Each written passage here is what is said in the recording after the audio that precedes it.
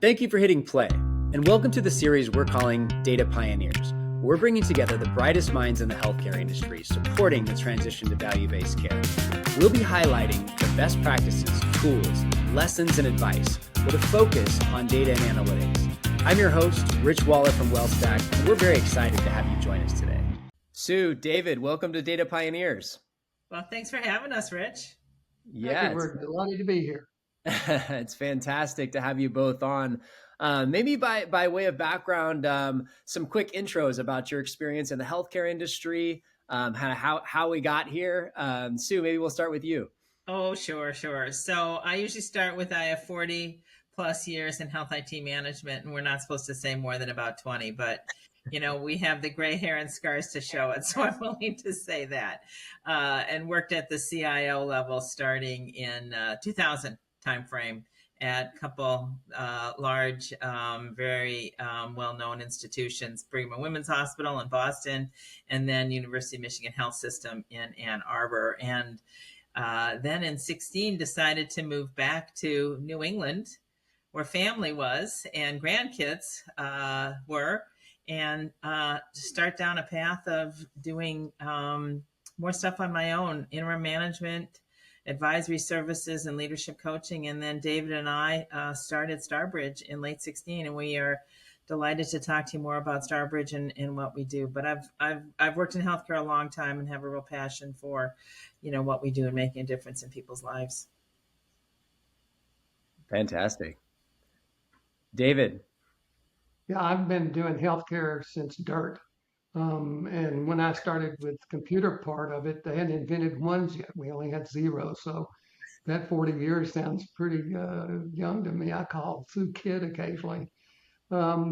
Anyway, my first job was a biostatistician right out of college. Didn't deserve it, but got it anyway at a Cancer and Leukemia Research Institute. And my first real job there was doing data entry into a very early version of EHR.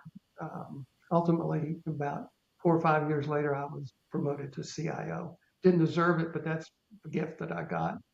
And have spent my career mainly as a CIO. I went on to be the CEO of that organization and wanted to get back to IT. So I went to Presbyterian Healthcare System, which became Texas Health Resources, and then to Baylor Healthcare System, and then got a call from the White House to come join ONC and jumped at that deal. It was my time to pay back. My kids had all been doing public service, and I had none in my career, so I felt compelled. But was glad when I was able to leave Washington, D.C., which was in much better shape at that time in terms of being friendlier.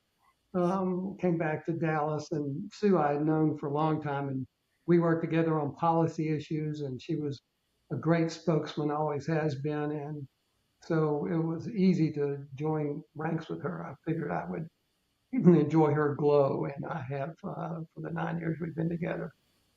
Wow, that's amazing.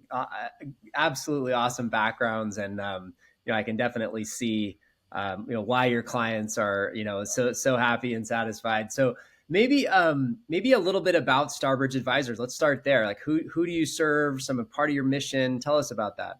Sure. So we've been in business since October of 2016. So we're coming up on 9 years here. We're a virtual health IT advisory firm. We have clients all over the country, a lot of repeat business.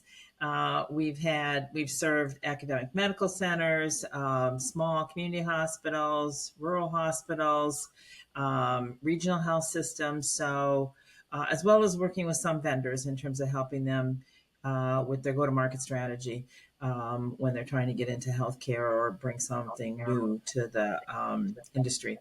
So, we're really focused on improving healthcare through technology and passionate about serving healthcare organizations. We have 40 plus advisors on our team who are all at the senior level within health IT, whether they have CIO experience, CTO, CISO, CMIO, CNIO, VP apps, you name it. And those people are all, many of them national leadership reputations and have served all size organizations. So they're available for interim work.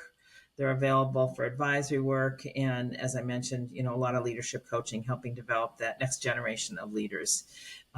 So I know David will fill in anything that I missed about Oh what we no, do, you did a why great we job. do it. Well, let me say this too, because some of our advisors are more mid-career and looking to be real busy. Some of our advisors are later in their career and still want to be connected and help where they can, either on short-term interim engagement or with advisory work, given what their background is. So a lot of people with a lot of years in healthcare experience, passionate about continuing to help make a difference in people's lives.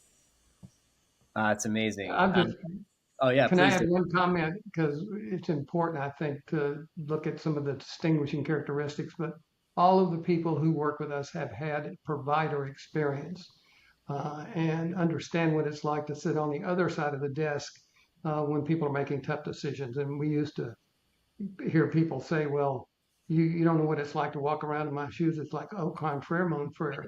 What we have is several pairs of worn out old shoes that are exactly what you would be comfortable in. And so I think it's that experience that makes it easy to empathize with the people that we're dealing with. And I think that's what people find appealing is experience. And the other, we're pretty candid. And we always have been by nature, but it's one of the things that I think helps us speak truth to power, which we've always had to do. We've always been the people who had to sell into the C-suite in order to get anything done.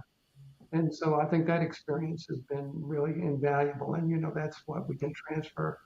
People, we know how to appeal to every member of the C-suite. And I think that's an advantage. Absolutely. I mean, that credibility and experience there's no substitute for it. So amazing backgrounds, and it's great to hear about StarBridge Advisors. So as you know, a lot of what we focus on here at Data Pioneers on this series is data's role within organizations, how they leverage it for operational improvement, transition to value-based care. Like we've covered so many topics here. And so, to kick off here, maybe we just start off with kind of the foundation, right? And, David, in some of the pre-discussion, you described data as a natural resource that must be refined, right? And so can you walk us through sort of your staged model for data refinement, and maybe where most health systems get stuck, or maybe where they succeed on that journey?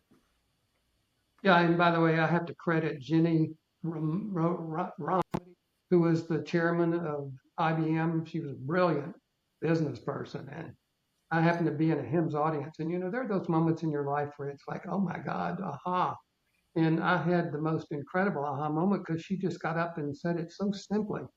And she did say, data is the new natural resource. And oh my God, and you have to refine it. It's not going to be useful in its primitive form. And I thought, oh, good Lord, you just defined what I never could define from my mother, who always wondered what I did. What's a CIO? She thought it was the beginning of an Italian greeting. And so what I've been doing over the years is trying to take the concept that she developed and move on with it. And one of the things that's true about all decisions that people make, unless they give it over to AI to make it, is that it's always based on data and incentive. And no matter how good your incentives are, if you don't have decisions are going to be suboptimal. And so what I have done, and Sue has seen this model before, but we now have a 7-layer data model about it. And the reason is that you have to go through data transformation in order to make it useful. We in my comments about us, it's like we're always looking for practical and pragmatic solutions. You go from data, you develop information. That's a pretty common knowledge, and a pretty common ideal among people. And then from information comes knowledge. Well, knowledge is interesting, but if you don't gain some insights from that knowledge, it's like, well, why did you present it? And the old, you lead a horse to water kind of thing. Well, if you can't get somebody to think about what the knowledge is, you're never going to get the insights that you need. in order to move on to the next layer is wisdom. And wisdom alone is not necessarily enough. What you have to do, and I'm going to finally figure out how to use Greek in my the Greek studies that I took in college. But it was Aristotle who said, and I'm reading this to make sure I don't misspell it. By the way, I've translated here. Practical wisdom is what the next thing should be, and that is knowing what is good, right, or best given a particular set of circumstances. And so wisdom sits at level 5. Well, it's still not enough. And what we talk about, and this is where Sue and I think we think alike, is you want to have practical innovation. Okay, innovation for the sake of discovering something new is interesting, but not necessarily useful. And we talked about wanting to give back to the industry. And so practical innovation is important. And the way that you judge success, finally, is the 7th level, which is widespread utility. And if you can't get your innovation into the general market, and you know how slow innovation is to enter into the healthcare environment. They always talk about 17 years or so between discovery and wide deployment. But we need to speed that process up and accelerate the benefits, the realization that comes with doing what's right based on reliable data. And, you know, your company lives on that. Yeah, absolutely. Well, that's super helpful, and I think that all those different levels are really great kind of categorical descriptions of those things. That's I hadn't heard it laid out that way before, so super valuable as a tool and a framework. And you both emphasized that high quality data collection begins at intake, right? Yet oftentimes I think there's this function is delegated to some of the least skilled resources at times, right? And so how can leaders reshape that part of the system? Maybe Sue, what are your thoughts on that? Sure. I think with all due respect to the people on the front lines, when you're interacting with, take an ambulatory setting, right? You walk in, you check in, they confirm some information on you. They maybe hand you a clipboard to give information again. Or if they're fairly sophisticated, they don't, and they say, you're all set, we've got everything we need. And maybe you, through the portal, had to do a pre-reg, most likely, and answer all your questions or confirm. So, there's been a lot of work, I think, on that front end to make that smoother, more complete, more accurate. Yet, you're right. Those are some of the lowest paid, maybe even entry-level positions that are doing that initial data collection. So it would seem to me that education of those staff is critical. Emphasis on what their role is and the importance of what they do and the data that they're collecting and the accuracy of the data that they're collecting. I think that when you don't have good process there, you're going to get bad data, you're going to get incomplete data, you're going to frustrate the patients with how many times do I have to take that clipboard and give you the same information again. And then, of course, structured data. The more that information that is captured is structured data, is certainly going to help on the back end. Yeah, absolutely. And I think as we think about the governance layer or the governance aspect of setting a data foundation, a lot of organizations focus on sort of the consumption or the reporting and utilization layer as where they apply a lot of their governance. But sort of what's lost when governance is focused kind of only on that side, but not as much on the intake or on the front end of that data ingestion process. Try to take that too, Michael. Sure. Go ahead, David. Yeah, to me, data governance is absolutely essential. And the problem, people pay lip service to it, but don't really get into the nitty gritty. And, I came from that Cancer and Leukemia Research Institute, and data was everything. The whole reason the organization bought a huge mainframe when it was just a 110-bed hospital and research institute was that they wanted to get discrete data. As Sue mentioned, it's important because when you're treating cancer, you don't really want to guess what the outcome is going to be. You want to make sure that you've got reliable information that you can depend upon. And, it's that kind of passion for healthcare that draws most people to our employment. And so that's important. And that's why I said we stressed our provider experience. But the governance model is complicated and it's dirty and it's not easy. And you've got to take people and try to incent them. And it's hard to do change management on an individual basis. And what you need is a culture that talks about privacy and security, but implied in those terms are the fact that data accuracy is a privacy and security issue. And so if you don't have that kind of culture, you won't be able to convince a poor person who's working the front desk under a lot of stress with people who are under more stress than they are trying to come in and get to see people, many of whom impatiently in the patient areas. I'm not sure why they named them patient areas. It's anything but. And the idea is that if you can show them examples of where their inability to stay focused had an adverse impact or could have a potential adverse impact, you can't make it. And so you've got to have a really important culture. And part of that culture needs to be safety. And safety doesn't mean punishing people. It means educating people.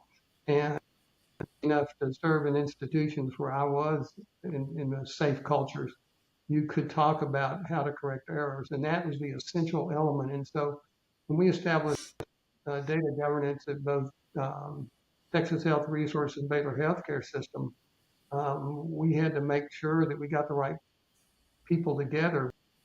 Number one step, we had to make sure that we understood what the goals and objectives were. And we spent a lot of time in very tough conversations developing principles for how we were going to function in the data governance methodology. I mean, there wasn't a data governance committee when I got there. And, you never want to try to create another committee if you can avoid it, but you need to make sure that the right people are there. And one of the things I've seen change over the years is now this notion that the CFO, who, by the way, did participate in both of those, becomes the person who's the champion for data governance. And, the reason's pretty obvious. I mean, most people think of CFOs as focused on finance, but I had the good fortune to work with a CFO in both places who were absolutely focused on clinical and patient outcomes. And so when you're developing those principles, even if you don't start where you think you want to be, you'll get there because you have the whole discussion about what's important to us in the organization, what's important to our patients, and more importantly, and excuse me for putting patients number two, but you want to make sure that the people who are delivering the care are incented and understand the meaningful use of data. And so I think the governance process itself is huge. And, it's one of those things, and we've seen incredible evolution over our careers. I mean, when you think about going back 40 plus years, it's amazing where we started, amazing where we are. And so you have to have a very flexible governance structure, which not everybody is ready to do. But given the advent of AI, and there is not a magazine I pick up that doesn't talk about loading up LLMs. And if you are loading trash into an LLM, you're only going to get a trashy thinker.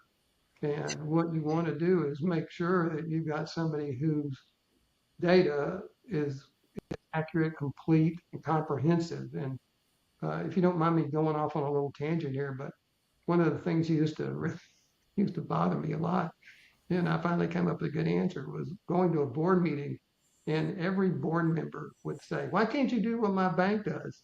Sue, have you ever heard that? It's like they want to know, my bank is all automated. Why can't you? And finally, I discovered. Or the grocery store. Yeah, exactly. And so I finally, with one board meeting, I said, "Now's my chance to educate them." And so I held up a penny and I said, "What does this penny have to do with clinical care?" And they're going, "Oh, we don't know." Well, I said, "Most of you have asked me, why can't you do what my bank does?" It's like, because the bank has a single universal unit measure. That's the penny. Every transaction that occurs in business is impacted by or impacts a penny or an equivalent monetary unit somewhere in the world. When a healthcare worker when a healthcare worker encounters a patient, there is no substitute. There's only, I guess, very faint representations of people inside a computer. And, we hear about digital twins all the time. It's like, that's a great and lofty idea, but are you really there? And it's like, where are you collecting the data that defines my attitude? If you're going to try to get somebody to quit smoking and I'm going back to a family that's all filled with smokers, am I going to be successful getting somebody to stop? What religions do I have? What kind of moral issues do I have? What kind of ethical issues I have? And so if you can't put those kinds of things into a computer, don't be surprised. And that's why we can't do what your bank does, because the human experience is so much more complex and so much more important than what you're doing with your money. And from that point on, I never was asked the question again. So, speaking of questions, Rich, is it fair game for me to ask you a question? Absolutely. So, I think it's a really important point here about data governance and the focus on the back end, reporting, compliance, who can see the data, who you're sending what data out of your organization to. I'm just wondering what you're seeing, given WellStack's work with different clients. How much is their data governance coming forward in the process? Yeah, I mean, as you can imagine, to intake, so the whole life cycle of data. Yeah, so as you can imagine, I mean, we see all different levels of maturity, but when we interface with organizations, I mean, what we try to do is, first and foremost, focus on data lineage, right? So we start with the data sources, exactly kind of the raw material, if we keep the refining, kind of analogy going there, and make sure that we have complete traceability, not only to the standardized enterprise definitions, but exactly how those individual raw data elements get to how they're transformed all the way to those standardized metrics, right? So not only, excuse me, are all of the different organizations playing off the same sheet of music as it relates to kind of definitions and the governance, but also there's complete traceability in the system of how you got there, right? And then, on the consumption side, you mentioned a good point about access and security.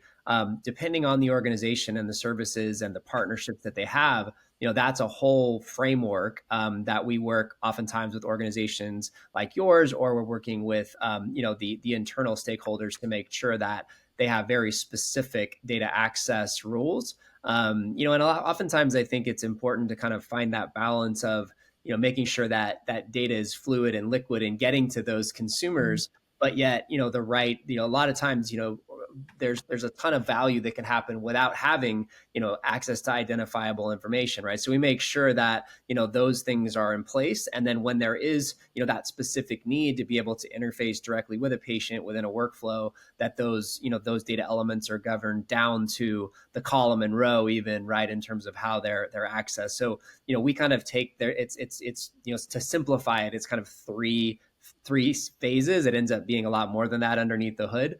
But that's how we look at it and try to work with our clients to, regardless of where they are kind of on that maturity curve, to get there very quickly.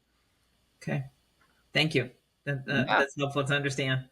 Absolutely. I like the bi-directional. I don't get that a lot. I usually just get to ask the questions here. So I do a lot of podcast interviews where I'm the moderator. I'm asking the questions. So I'm comfortable. Oh, that's great. Well, David, one of the things you mentioned, I think a minute ago, was the concept of practical innovation. So I'd love for you both maybe to unpack, kind of how you see innovation, practical innovation, and, maybe some examples of where you've seen that type of innovation deployed successfully. Let's get into that a little bit. What you're seeing, coming down in the industry related to innovative thinking. Yeah, well, let me take you way back. I'm going to get you in the Wayback Machine.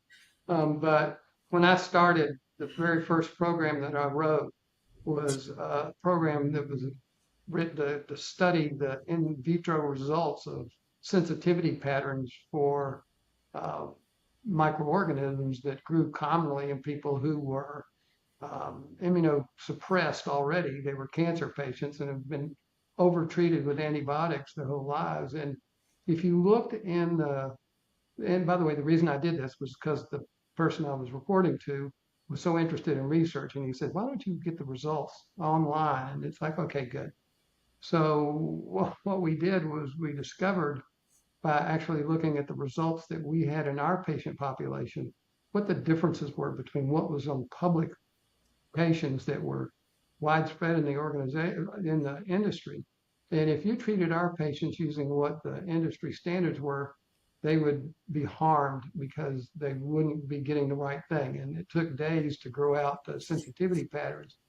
And so what we were able to do was to predict based on how much information you had, whether it was a bacteria or fungi, was anaerobe or aerobe. And the more information we had preliminarily on the identification of the organism, the better our predictions were. And so for the first, I followed only the first 20 patients that got administered the drug based on the program I wrote because I was scared to death what my feelings would be if I was wrong. And it was a substantial improvement in the way that we were treating patients with these serious diseases. And so one of the things I enjoy doing is looking at, I get the EPIC research papers that come out. So EPIC has probably got the most prolific production of studies where they take patient populations and they're able to do what we did, which was to look at a patient population that was mostly cancer and not much else. When they're able to look at populations, whether or not it's by age, gender, any number of demographics, or disease states or conditions, and they are able to discern things that you can't discern otherwise, just based on the volume. But one of the things I do credit for is it's just her nature. But and you know now because you've become an experienced person, she has really tough questions and really good questions. And so, when Einstein was developing his laboratory skills, he would say that if he had an hour to spend, he would have spent that time not on doing the experiment, but on formulating the questions. And so I think that's the brilliance of the. That's why he was smarter than everybody else, because he was able to formulate better questions. And so that's where I think innovation gives you a chance to use data to show that you can have evidence based, and then you just move up the chain of those things I talked about. So your wisdom is coming from reliable data. And again, the more data that you have access to, the better off you are. The one thing that stands in the way, and some people are very careful about wanting to sell or share their data because they want to monetize it. And so that's a good ethical question that you can put in front of the data governance committee to let them resolve whether or not they're going to share it freely or whether they're going to try to charge for it or not share it at all. So sorry to wander around, but that's just, by the way, I wanted to let you know that this is going to be very random, very disciplined, a very orderly discussion if you believe that random is an order. So I just proved that you can be orderly and random at the same time. Oh, that's great. Can I follow up on what David said? Sure, please. Rich, you want to follow up on what he said?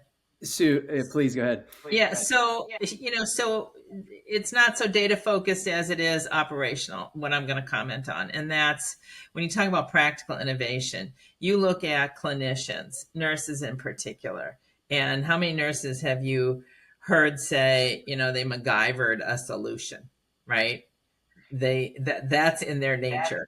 If they do not have the tools available to them, they will MacGyver some solution. And while I don't have specific examples for you, one of the things that I am very intrigued by these days is the whole care at home space and hospital at home in particular. And David and I recently, with one of our advisors, John Campbell, did a webinar. Actually, it was a webinar on, the challenges of care at home and how that whole area is evolving.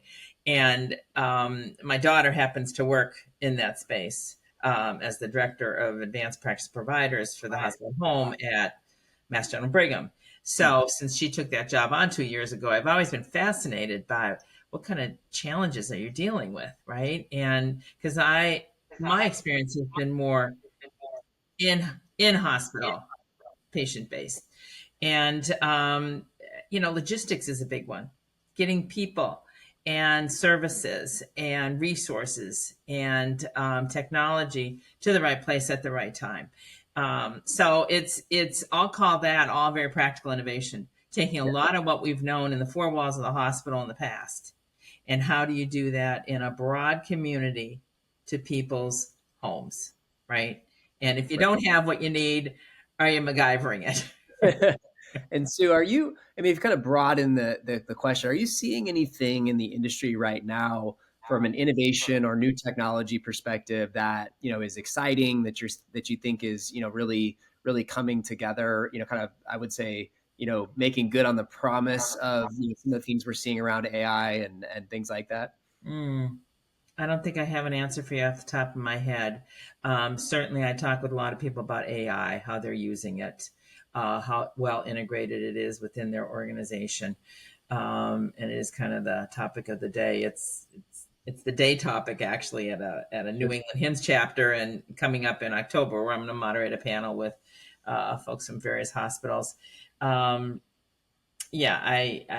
stop there. Yeah, that's all Can I good. put a little twist on that? Sure. A policy twist on that. One of the things I think that's remarkable, and I had some responsibility for the data scientists at ONC, and one of the things I think I didn't do as well as I could have was improved interoperability. And one of the things that came out of the efforts that were started was the USCDI, which is now in version 5, and really has a huge promise.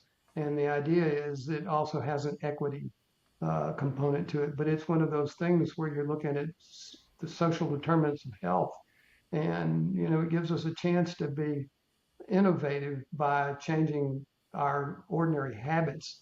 And so that's the cheapest innovation there is. You don't have to buy something new, you have to change behaviors. And so the fact that they've done so much standardization to make data interoperability more practical and pragmatic, and to make data more useful, I think is a huge policy win for the various people who've been in office at the time that had responsibilities for that space.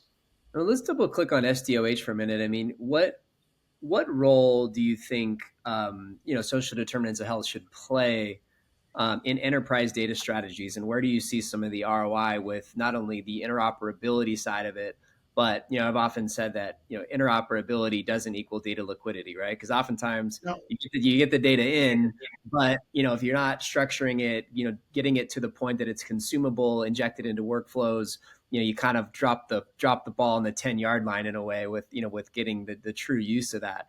So I'm curious, let's talk a little bit about what you've seen in terms of social determinants, both from a data strategy perspective, and then how do you kind of get it all the way to the fact that it's driving value?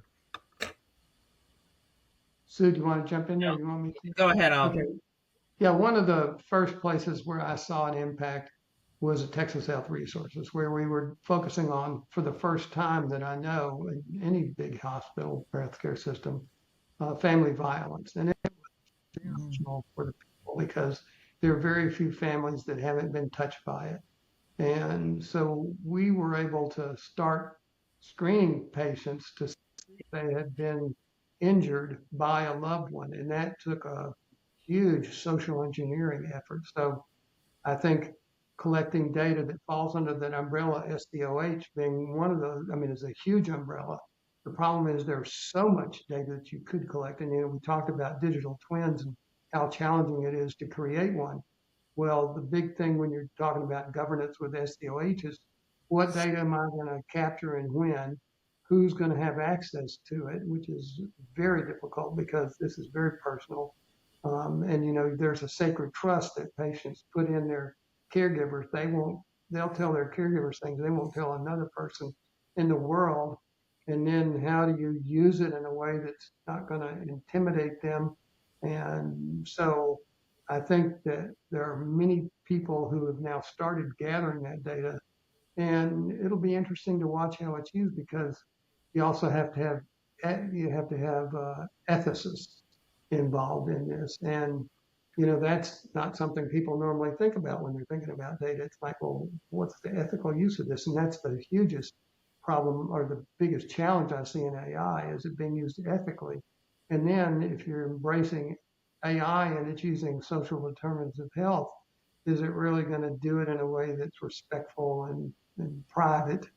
And it hallucinates, and how are we going to solve that problem? And until we can figure out how people can algorithmically or explain clearly and simply how the algorithms are working, it's not as trustworthy as we would want it to be. And so SDOH just helps improve the ability to come up with a digital twin, but it doesn't solve the problem of how you represent it in the computer. We're just at the beginning of that. Sorry, Sue. Go ahead. Well, to say we're just at the beginning of it, I think it's obviously evolving over time. I think some of the early efforts around collecting social determinants of health and what were those data elements probably took a lot of discussion, a lot of processing. Is it okay to collect this? Should we collect it? Do we have to collect it? And it's evolved over time. I think it's absolutely critical. I think it's key to understanding the whole person in terms of who you're caring for. Back on the hospital at home example, we're better to fully understand the whole person than if you're caring for them in the home. And I would just hope that some of the current, I'll call it, political climate does not put us backwards in this area when you look at health equity and what we need to understand. That's my hope. It needs to continue to evolve in a positive way as we care for patients. Absolutely. Can I share one example?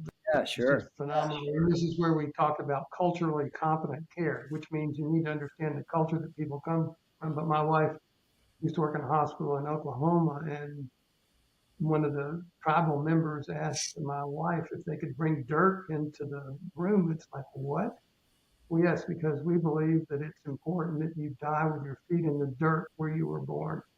And so it's like, who would ever think to collect, do you use dirt in the process of a hospital care? And yet they did. And so I think the options out there are just universally impressive. And I'm so optimistic that we'll use all that information well. That's very interesting. Sue, you had mentioned a minute ago about kind of the importance of talent and staff, and I think particularly it's a big challenge in the industry right now. Not only just a kind of acquiring or building the teams that you need to provide care and administer the processes and things that have to happen, but I think what's come up is in many cases, right? So leadership and culture are one of the most important factors in talent retention. And so, what qualities are you seeing as sort of the non-negotiables, or the kind of leadership that healthcare needs today? Well, you already named a couple of them. Being mission driven. Being able to create and lead the kind of culture that makes people want to do what they need to do, come to work every day, support that mission. I think that, leaders need a broad strategic perspective and strategic skills. If we're talking about leaders in IT, we're talking about leaders overall, obviously understanding the business environment, the environment of healthcare. But I think, and I talk to a lot of people. I talk to a lot of leaders. I coach a lot of leaders.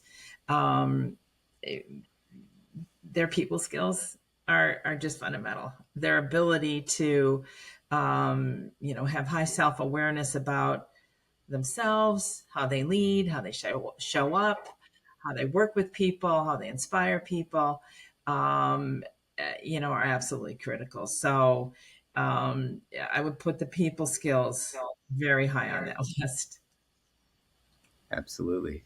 Um, and within the leadership, kind of the C-suite, you'd mentioned, I think both of you have had particular experience on all sides of the aisle here from an executive perspective within the health systems. We see a lot, the importance of collaboration within the C-suite around leveraging data in healthcare. So how do you see CIOs and CFOs, in particular, collaborating effectively around, the value of data strategy, and how to drive ROI with those investments? David, you should take this. Maybe talk a little bit about value of investment too.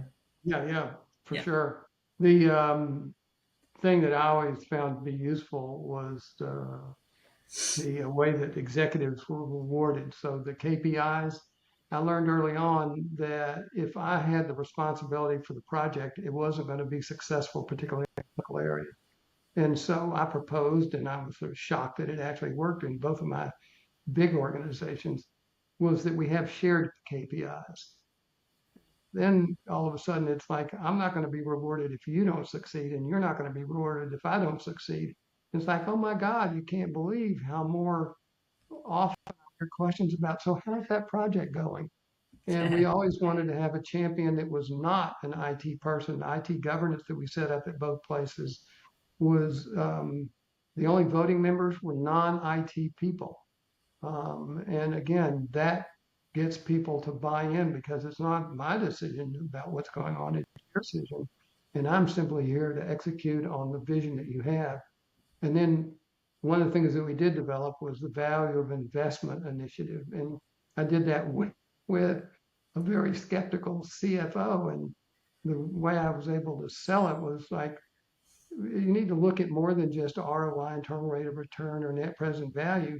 You need to look at what we're doing as holistically across the organization. And the example I would use all the time, and it never failed when I talk to anybody about this. It's like, do you have, and by the way, Rich, do you have a cell phone? Yeah. You're on mute. Of course you do. Rich Everybody is on has a mute. cell Of course phone. he does. You're on mute, but I can read your lips. Cell phone. Of course you do. And the answer is everybody has one, but the cell phone is more expensive, less reliable, drops calls, has to be recharged every night, and has, whenever the power goes out in your city, your cell phone probably won't work either. But your landline, which is so much cheaper than the cell phone, why did you buy the cell phone when its ROI is obviously terrible and the quality is terrible? It's because you want flexibility, you want to be able to answer it anywhere, you want to be able to do multitasking. A woman I saw, one of the first things I saw was a woman using a phone as a with compact, Amir. combing her hair, looking, she reversed it and combing her hair. And I thought, oh my God, the inventors never thought I'm going to make a cell phone, so it becomes this. And that's why if you can form that kind of relationship with the CFO, they will become your best buddy. And the thing I would point out is the other person who I thought was the most key inside the C-suite was the chief medical officer, because they're the ones that have to stand up and defend the activities of all people in the organization as it relates to outcomes. And there is no greater responsibility, not the CEO or the COO have responsibility and impact. And so I partnered very closely with each of those two parties and think that's the trick to success, is have great partners. And partnership is the key to my success. None of us, neither Sue nor I, were successful because we did it alone. We always had great people working for us and people who are willing to tell the truth to us. And I think that's one of the things, and Sue is very good about speaking truth to power is, and I think I'm fairly comfortable doing the same thing. And, one of the things I used to tell my employees, I want to be treated with a certain amount of disrespect. And they look at me so strangely. It's like, yeah, if you know that I made a bad mistake and you don't tell me, shame on you. And, it's hard to get people to the culture to change, but you would be amazing how comfortable they finally got to tell me all the things I was doing incorrectly. And we were a better organization because of it. Can Yeah. I go? I want to go back for a second. David, you covered a lot, and you went from a story, and people remember stories. You went from the story about using your cell phone to on the reverse photo camera to as like a compact mirror to comb your hair, and that's why the CFOs love it. I just want to make sure the connection here is on the intangibles. It's not just about the tangible financial benefit, but all the intangibles when you look at the value of investments that are made within organizations, especially with technology, and the benefits that can come from it that you don't expect or necessarily identify at the beginning. Absolutely. Absolutely. Okay. So, we've talked a lot about, data strategy, how you set a foundation, the importance of governance, how we, kind of drive success, ROI, then we went into ethics. We talked about SDOH, how to think about data monetization, how we think about, the ethical responsibility. For leaders in 2025 going into 2026, looking to improve analytics and data maturity, kind of moving towards AI enablement, what are some of the first steps that you recommend, leaders and organizations go through in kind of kicking off this journey, wherever they sort of are on the maturity curve? Let me speak broad framework, and then I'm sure David's got more to embellish at detail level. I think first off, you have to start with the who, right? Who is sponsoring this? Who's really behind this and saying it's important? And then who's going to lead and execute? I think you need to clearly establish what's the goal. What really are you trying to do? How are you going to do it in terms of developing your plan and timing? And are you taking baby steps? How are you going to evolve over time, and where do you ultimately want to get? So, I mean, that's just kind of framework. Now, I know David would go deeper on that. No, it's great. I think, if you're talking about trying to develop analytics, I think what you have first, you have to assess where you are, and you have to be honest about it. You talk about maturity models, and it's regardless of whether they're using an industry standard or not, or whether you set one for yourself, but get a baseline. Don't use benchmarks. Benchmarks are just comparisons with people that are usually faulty. Not the people that are faulty, the baselines. The benchmarks are usually faulty because you can't be sure they the same way and it had the same meaning. But people frequently say I need to move from descriptive to predictive from descriptive to predictive to prescriptive and then diagnostic analytics. It's like you don't need to progress from one to the other. You need to do activities in every single one of those because there are advantages to using just descriptive when diagnostic doesn't apply. And then there are reasons where you want to use descriptive isn't good enough. And so it's figuring, and Sue said it, figure out where you are, figure out where you're trying to journey to, figure out where you are, and then conversations about road mapping, how you're going to get there, and what are the resources required, what are the implications, what's change management going to be done, how we're going to get the people at the C-suite and the people at the lower levels to stay in sync as you're on that journey together. Yeah, absolutely. I think one of the things that we see is really valuable is kind of focusing on a data readiness assessment. And part of the reason for that is when you think about AI or even going back to analytics and kind of data-driven applications, when data is the necessary fuel for driving success, it's not like building an application, right? Where you can get a group of talented developers together, you outline use cases, personas, and you can start building, right? With data-driven innovation, that data readiness is critical because you could build the most beautiful app, you could build the most beautiful workflow tool, but if you don't have quality data or you don't have access to the data you need, it's going to become shelfware very quickly. And you see that a lot in the industry. You see, investments in applications that because of, data readiness, data quality, they're just not achieving the value that they otherwise would. I would add, very good point about the data readiness. In any new effort like that, organization readiness absolutely is also critical because that's going to shape, success or failure. Yeah, arguably even more important, right? Because if you don't have the buy-in, it absolutely, and the readiness from the organization and process. It absolutely affects that. Well, this has been fantastic, Sue, David. I've had a blast. Thank you so much for joining us today, and really excited for for our listeners to get access to this episode. I think there's just amazing insights that we talked about today. Thank Thank you you so for much. having us.